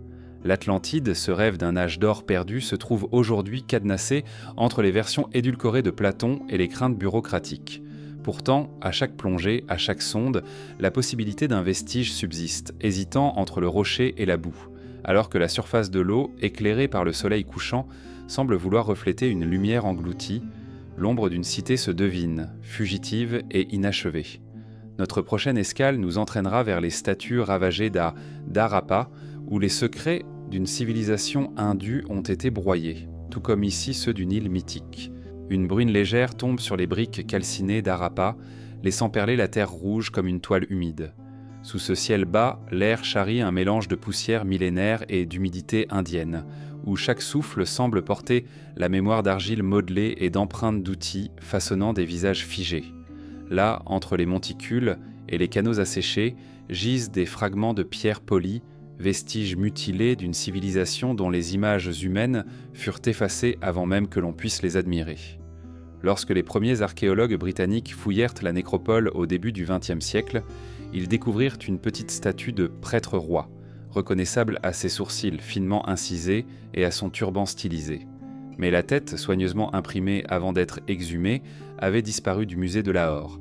Personne ne sut si elle avait été dérobée en route ou si elle était restée inachevée par la main du sculpteur. Les notes de fouille de John Marshall évoquent une absence inexplicable, et cette phrase, à demi grattée dans son journal, n'a jamais été élucidée. Plus loin, sur la colline ouest, une série de figurines animales, taureaux et éléphants, alignés comme en procession, présentaient des torses entiers et des pattes soigneusement détaillées. Pourtant, dans les vitrines du musée de Harappa, on ne trouve que des bustes isolés, tronqués sous la poitrine. Les fragments de jambes furent ignorés, jetés dans des caisses marquées « déchets » avant d'être peut-être réutilisés comme simple gravier de construction, broyés et mélangés au mortier des maisons modernes. La pluie tropicale, imprévisible, creuse des ravines dans les digues antiques, révélant parfois des visages brisés dont les nez ont été martelés. Certains y voient une dévotion postérieure, une volonté des dynasties dont Védas tardives de briser les idoles païennes. D'autres y perçoivent un geste anonyme, un vandalisme rural dicté par la crainte des mauvais esprits. Les habitants des villages voisins se souviennent qu'on racontait au crépuscule que quiconque contemplait trop longuement une statue risquait la malédiction de la sécheresse. Ainsi on frappait les visages pour calmer leur pouvoir. Dans les archives de Delhi, un rapport colonial mentionne la découverte d'une grande figure féminine couchée sur le flanc, dont le visage aux yeux clos évoquait une dignité paisible. Quand la statue parvint à Calcutta, on nota qu'elle avait le menton fendu. Les conservateurs britanniques parlèrent de détérioration accidentelle, sans préciser si elle datait d'avant ou d'après l'exhumation. Aujourd'hui, cette sculpture dort dans une réserve, enveloppée de draps grossiers, sans qu'aucune photo d'ensemble ait jamais été réalisée. Les fouilles plus récentes menés par des équipes indo-pakistanaises, mirent au jour une série de bustes en stéatite, qu'on appelait jadis princes pour leur coiffure complexe. Les traités murmurent dans qu'il existait un édifice dédié à ces effigies, peut-être un temple dont ne subsistent que des fondations effondrées. Aucune inscription ne précise quelle divinité ou quel ancêtre elles honoraient, comme si la vérité rituelle était volontairement tenue secrète. La facture technique de ces statues trahit un échange avec l'Élam et la Mésopotamie, mais les creusements n'ont jamais dévoilé de tablettes explicatives. Sur le site, on trouve encore des fragments de mica incrustés dans les orbites vides, suggérant que les yeux, peut-être en pierre semi-précieuse, furent retirés peu après leur exposition. Cette désolation des regards creusés a nourri la légende d'un « exil des âmes ». On disait qu'en arrachant les yeux, on privait la statue de sa capacité à voir l'au-delà. Certains chercheurs émettent l'hypothèse que ces gestes furent opposés par des prêtres ultérieurs, voulant empêcher les idoles païennes de « fixer les vivants ». Les élites coloniales, obsédées par l'idée de recueillir des trésors, se sont souvent concentrées sur les pièces de petite taille, faciles à transporter, pots, perles, seaux cylindres. Les grandes statues, trop lourdes, furent systématiquement déclarées hors commerce et laissées sur place. Certains ouvriers, peu scrupuleux, firent fondre les récipients en cuivre découvert dans la même strate que les statues, avant qu'on ne réalise que ces statuettes en métal pouvaient renfermer un canal de lumière destiné à la célébration de rituels crépusculaires. L'histoire orale des communautés locales est plus généreuse en détail. On raconte qu'au cœur de la cité, un groupe d'artisans gouvernait un « atelier des rêves » où l'on façonnait des images de clans et de divinités protectrices. Ces ateliers, selon le mythe, furent fermés du jour au lendemain, leurs maîtres dispersés après un fléau de mousson d'une violence exceptionnelle. Des saisons de famine et de crue auraient enfin submergé Harappa, ensevelissant les ateliers, et les habitants auraient brisé les statues sur la berge pour libérer leurs esprits avant de fuir. Les textes védiques, rédigés bien après la disparition de l'Indus, ne font aucune mention d'Harappa ni de ses images sculptées. Pour les rédacteurs de la période brahmanique, ces cités étaient assimilées à des royaumes étrangers sans le prestige requis. Aucune strophe ne relate la majesté des princes de pierre, ni ne loue la finesse de leurs traits. Cette omission volontaire, dans une tradition écrite qui cite parfois des royaumes lointains, renforce l'impression d'un oubli délibéré de toute une dimension spirituelle. Dans la littérature coloniale, Harappa devient une énigme minérale, ruine d'un peuple primitif, écrivant certains, excluant toute sophistication artistique. Les grandes statues sont alors dépeintes comme des œuvres brutes, comme si la brièveté de la mémoire suffisait à qualifier un art de risible.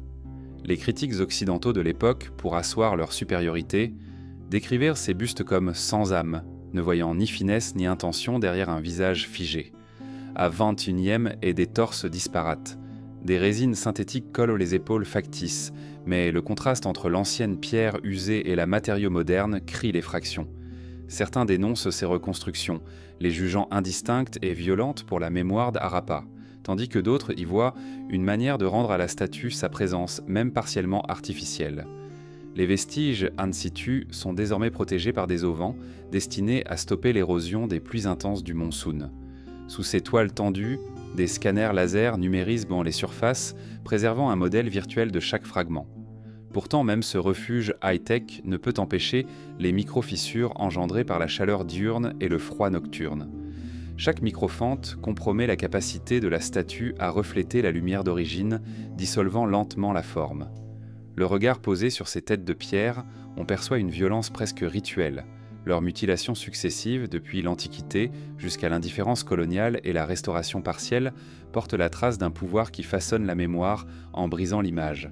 Les statues d'Harappa, aujourd'hui figées dans leurs blessures, portent la marque de ceux qui ont choisi ce qui devait durer et ce qui devait s'éteindre. Bientôt, notre exploration nous conduira vers un autre empire forgé par la légende et le pouvoir.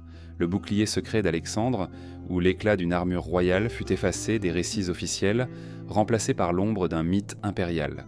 Sous le premier lever du jour, l'acier poli d'un bouclier oublié capte un filet de lumière, projetant un éclat presque irréel sur les dalles d'une forteresse en ruine. Autrefois porté par un conquérant dont le nom résonne à travers les siècles, cet objet n'est plus qu'une ombre, évoquée par des fragments de texte et quelques éclats métalliques dispersés. Le voilà ce bouclier secret, dont la silhouette gravée sur d'antiques reliefs campe un motif obscurément élancé, comme un oiseau posé entre le ciel et la guerre. À la fin du IVe siècle avant notre ère, Alexandre de Macédoine assemblait ses phalanges pour franchir l'Hellespont et défier un empire. Les sources grecques décrivent son panoplie. Casque ciselé, cuirasse aux plaques superposées et surtout un bouclier hors du commun dont la garde serait parée de figures allégoriques. Plutarque, dans sa vie d'Alexandre, évoque un aspice unique qu'il reçut peut-être du temple d'Amon à Siwar, symbole d'une protection divine, mais il s'abstient de préciser l'iconographie exacte ni le matériau utilisé. Ariane, reprenant les anabases et les témoignages des contemporains, mentionne un bouclier sacré conservé dans la tente du roi, un disque plat plus large qu'un aspi traditionnel, tenu par 2 sangles, qui aurait servi tantôt à dissiper les flèches ennemies, tantôt à sceller les pactes de paix. Pourtant, lorsque l'on consulte Diodore de Sicile et le roman d'Arien, ce nom même de bouclier se fait plus rare, comme s'il eût déjà glissé dans l'ombre d'un récit concurrent.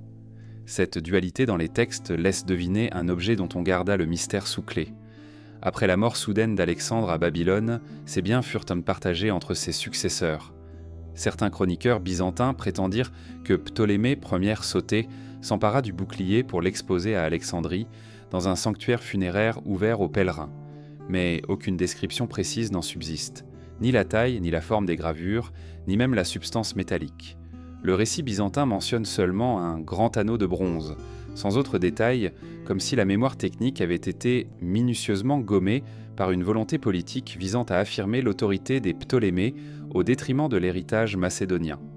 Dans le monde romain, la légende du bouclier se dilua encore. On raconte que Marc Aurèle, admirateur d'Alexandre, fit rechercher les reliques du conquérant pour prévenir une conspiration. Des archives impériales consignent un rapport d'agents ayant sondé les catacombes sous le Capitole, mais les noms de ces dépôts et l'emplacement exact restent codés dans des parchemins détruits lors du sac de Rome en 410 Apélagia C. La tradition orale d'alors évoquait un coffret en bois noir, trop fragile pour être transporté, et l'on imagine déjà la silhouette d'un bouclier pris dans des paniers d'osier avant qu'il ne disparaisse à jamais. À la Renaissance, la redécouverte des textes platoniciens et la diffusion des traités militaires permirent aux érudits de s'interroger sur cet aspi fugitif. Léonard de Vinci consigna dans ses carnets un croquis d'après description, un disque bordé de pointes aiguës, semblable à une roue dentée, capable de dévier les javelots. Toutefois, le manuscrit C de l'Institut de Florence, où figurait en ses esquisses, comprenait une lacune au niveau des plans de repli. La page était déchirée, comme si l'on avait voulu ôter toute possibilité de reproduction technique. Au XVIIe et XVIIIe siècle, quelques collectionneurs privés vantèrent la possession d'un fragment de jonc riveté attribué au bouclier d'Alexandre. Des lettres échangées entre la cour de Vienne et celle de Londres font allusion à un bouton d'aspect royal, vendu à un marchand d'antiques grec, puis réapparu dans une vente aux enchères de clandestine à Gênes. Les inventaires oubliés parlent d'un bouton convexe, mais sa relique actuelle ne porte plus aucune trace de patine ou de gravure, effacée par un polissage tardif, comme si l'objet avait voulu perdre toute aura de sacré pour devenir simple curiosité. Les recherches archéologiques menées sur le site de Siwa n'ont pas livré la moindre preuve matérielle. Les sondages géophysiques repèrent des cavités sous le temple d'Amon, mais aucune anomalie ne témoigne d'un dépôt de métal massif. Les quelques fragments de bronze exhumés, reclassés comme offrandes votives, n'ont jamais été soumis à une datation précise. Leur analyse isotopique, annoncée à plusieurs reprises, bute contre des questions de propriété entre les musées égyptiens et les instituts d'écueils de recherche européens. Aujourd'hui, des historiens regroupent des données dispersées, mentions fugitives chez Strabon, lignes effacées dans l'anabase et échos dans la vie d'Alexandre, pour reconstituer ce qu'on nomme désormais le bouclier secret. Certaines universités proposent un module consacré à son étude, invitant les jeunes chercheurs à déchiffrer les lacunes du récit. Et tandis que la science ouvre de nouvelles voies, la mémoire matérielle reste à jamais fragmentée. Bientôt nous plongerons dans les profondeurs des catacombes interdites de Carthage, où d'autres vestiges, soigneusement cachés, attendent que l'on soulève le voile de l'oubli. Une ombre épaisse s'étend sous les murs crénelés de l'antique Byrsa, là où les collines calcaires plongent vers la Méditerranée. À chaque pas, le grésillement du gravier cède la place à un silence sonore, comme si la pierre retenait son souffle. On devine, au-delà d'une entrée partiellement effondrée, l'amorce d'un couloir oblique où l'eau ruisselle doucement contre les parois couvertes de graffitis improbables. Symboles puniques, inscriptions latines effacées, croix gravées à la hâte. Ces catacombes, longtemps soustraites à la curiosité, recèlent les sépultures de Carthage, butoir d'un récit volontairement tronqué. Au IIIe siècle avait JC, lorsque Carthage dominait le commerce méditerranéen, les élites y se faisaient inhumer selon des rites mystérieux, mêlant offrandes votives et formules funéraires. Les historiens romains, tels que Tite-Live et Appien, évoquent les nécropoles extérieures à la cité, mais se taisent sur ces galeries souterraines, où l'on enterrait parfois en secret les enfants des familles patriciennes. Les fouilles coloniales menées par Charles Tissot en 1881 mirent au jour des chambres funéraires élégantes, aux voûtes en berceau ornées de frises géométriques. Toutefois, nombre de ces salles étaient déjà murées, leurs ouvrants scellés de mortiers solides, comme si l'on eût voulu condamner une mémoire gênante. La conquête romaine en 146 à RJC aboutit au sac cruel de Carthage. Les citoyens furent massacrés ou déportés, et la nouvelle colonie donna peu d'égard aux sanctuaires anciens. Les catacombes puniques, associées au culte jugé barbare, furent classées hors la loi, les entrées furent condamnées, les inscriptions neutralisées, et le souvenir des rituels funéraires publics relégués au rang de superstition à bannir. Les mardels tournèrent les décombres en carrière, la pierre servit à bâtir les fortifications de la nouvelle Carthage romaine, tandis que les galeries hostiles demeuraient fermées par décret sénatorial. Lorsque le christianisme s'implanta en Afrique du Nord au IIIe siècle, appelé JC, les premiers fidèles convertirent certaines nécropoles à leurs propres usages. Les archéologues distinguèrent en des catacombes chrétiennes, ornées de peintures pastorales et de graffitis en grec et en latin. Mais les bâtisseurs de basiliques, cherchant à effacer l'héritage païen, remplirent de décombres les galeries puniques inconnues, les transformant en fondations pour les autels. Au fil des siècles, l'église locale oublia la couche la plus ancienne, interdisant toute mention de rites antérieurs à Saint-Cyprien, dont on considérait l'église de Carthage comme le berceau officiel. Sous la domination vandale et byzantine, les catacombes furent sporadiquement redécouvertes par des ermites cherchant la solitude. Des récits arabes du IXe siècle parlent de souches mystiques et d'oueds souterrains dans lesquels on puisait de l'eau sacrée. Pourtant, les chroniqueurs omirent la nature exacte de ces lieux. Ils évoquaient des grottes pieuses plutôt que des cimetières oubliés. À l'arrivée des Aghlabides, les entrées furent à nouveau murées par crainte des dissidents et des mouvements hérétiques qui auraient pu s'y réfugier. Les premiers archéologues modernes, au XIXe siècle, ne purent légitimement enquêter que dans les zones tolérées par le protectorat français. Les fouilles permises révélèrent des mosaïques funéraires aux motifs de roseaux et de guirlandes de fruits, mais toute exploration plus profonde resta strictement interdite. Les rapports officiels mentionnent un niveau punique suspect. On craignait d'exhumer des vestiges liés à d'anciens rites de divination susceptibles de heurter la morale coloniale. Les galeries principales furent donc cataloguées comme dangereuses, interdites d'accès par arrêté. Au cours du XXe siècle, l'État tunisien hérita de cette prudence accrue. Les catacombes de Byrsa furent partiellement comblées, transformées en carrières d'agrégats destinés à la reconstruction de la Médina de Tunis. Des blocs gravés, jadis témoins de sépultures aristocratiques, réapparurent intégrés à des murs de maisons.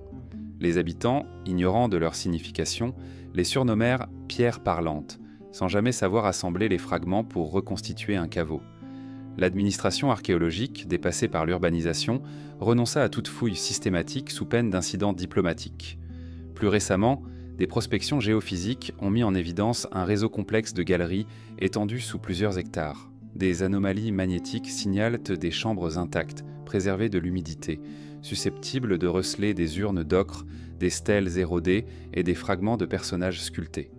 Les autorités municipales hésitent à autoriser l'exploration, redoutant un appauvrissement patrimonial ou des dégâts irréversibles. Des négociations entre le ministère de la Culture et l'UNESCO se poursuivent, mais la moindre tentative d'accès déclenche des mobilisations locales, craignant la profanation. Dans l'ombre de ces souterrains se tissent les récits de chasseurs de trésors et d'illuminés. On prétend qu'un souterrain secret mène jusqu'à l'ancienne basilique d'Essouria, où des manuscrits puniques auraient été oubliés. Les rumeurs parlent d'une chambre sacrée renfermant les archives de Carthage, détruites avant l'invasion romaine. Des légendes locales évoquent une crypte scellée par 5 linteaux dont on n'a pas retrouvé la clé. Les passionnés d'ésotérisme s'y heurtent au volet clos de la réglementation, comme si ces catacombes interdisaient aussi la parole. Alors qu'un vent tiède remonte du port, on perçoit encore le frémissement de vie révolue, piégée sous la pierre. Les murs suintent de sel marin et de secrets enfouis. Chaque fissure pourrait révéler un squelette, un objet précieux, un mot oublié d'une langue éteinte. Pour l'heure, le creusement reste un luxe, et la mémoire de Carthage, fragmentaire, demeure figée dans la pierre interdite. Bientôt, nous nous tournerons vers la gorge des forges de Mycène, là où les maîtres du métal ont disparu dans la pénombre de l'oubli. Un souffle chaud traverse les ruines presque noires de la citadelle de Mycène, soulevant des volutes de poussière mêlées à une légère odeur de fer rouillé. Sous le portail monumental, aux 2 lions, on imagine le cliquetis des marteaux contre l'enclume, résonnant jadis entre les murs épais. Aujourd'hui, seules subsistent des empreintes fugaces de leur labeur, gravées dans la terre durcie par les siècles, comme si l'écho même de leur savoir avait été effacé. Au cœur de l'âge du bronze, Mycène régnait sur le Péloponnèse par la puissance de sa métallurgie. Les palais palatiaux, protégés par épées étincelantes et chars charriotant des lames d'airain, attestaient d'un art du fer et du cuivre extrêmement raffiné. Chaque lame, chaque aume portait le sceau d'un forgeron habile, dont la signature, parfois inscrite en relief sur la garde, a pourtant disparu du registre des artisans. Les tablettes en linéaire B, retrouvées comme dans les palais de Pylos et de Thèbes, mentionnent des unités nommées Ko-nu-ko-wija, que l'on interprète comme ceux du forgeage, mais nulle tablette n'indique le lieu exact où ils travaillaient. Leurs noms, administrés dans les inventaires palatiaux, demeurent emprisonnés dans des listes bureaucratiques, sans que l'on sache si leur atelier se trouvait dans la basse-cour, sous une aile du palais, ou au-delà des murs, dans un quartier désormais perdu sous les vignobles. Vers 1200 avec JC, la grande destruction frappa la civilisation mycénienne. Feux ravageurs, tremblements de terre et incursions violentes. Dans chaque niveau archéologique, les sols portent la trace de foyers et de cendres. Les foyers de forge furent recouverts d'une chape de gravats, interrompant net la production. Les marteaux, tombés au travail, restent couchés sur le sol, figés dans un geste inachevé, comme si le jour s'était soudain suspendu. La période qui suivit, dite « Âge des ténèbres », connut un reflux de l'écriture et des échanges. Les habitants qui survécurent aux razzias ne transcrivirent pas une seule ligne sur le métier des forgerons. L'art de maîtriser les alliages s'évanouit en même temps que les palais. Lorsque la Grèce archaïque ressurgit, plusieurs siècles plus tard, la tradition des artisans fut relancée, mais dans un autre lieu avec d'autres gestes et d'autres honneurs. Pourtant, les mythes helléniques portent encore la trace de ce savoir oublié. Héphaïstos, dieu du feu et du travail des métaux, forgeait des armes invincibles pour les dieux sur l'Olympe. Ce souvenir divinisé laisse deviner un hommage à ces maîtres forgerons qui façonnaient jadis le fer à Mycène avant de perdre la trace de leur propre héritage. Le chant homérique chante l'étincelle de l'enclume, mais jamais ne nomme ni ne localise ces artisans humains. Aux premières fouilles européennes, Heinrich Schliemann mit au jour des tombeaux princiers, exhibant des épées à lame ondulée et des poignées de bronze finement ciselées. Mais ces journaux, avides de théâtre médiatique, ne mentionnent pas où ces armes furent coulées, ni comment l'art du polissage fut exécuté. Les ouvriers ottomans qui l'assistaient en racontaient autrefois des récits de poêles souterrains, des galeries où le fer était battu à blanc, mais ces confidences orales disparurent avec leurs témoins. Dans les années 1950, des prospections géophysiques à Tiryn et à Argos repérèrent des anomalies de fer dans la nappe phréatique, comme si un déversoir de scorie s'était infiltré sous un ancien atelier. L'incertitude persiste. Faute d'autorisation de forage profond sur Mycène, ces relevés n'ont pas été suivis d'expéditions suffisamment ambitieuses pour confirmer l'emplacement précis. Le mystère reste donc en suspens sous la falaise, hors d'atteinte. Les analyses métallurgiques sur les poignées retrouvées dans les trésors funéraires montrent un alliage à haute teneur en étain, générant un bronze particulièrement dur. Les expérimentations contemporaines, menées par des archéométiers en Grèce, peinent à reproduire cette recette secrète. Les coulées dévient, le métal s'ébrèche. Les proportions exactes d'oxyde et de flux, maîtrisées par les forgerons anciens, sont désormais irrévocablement perdues.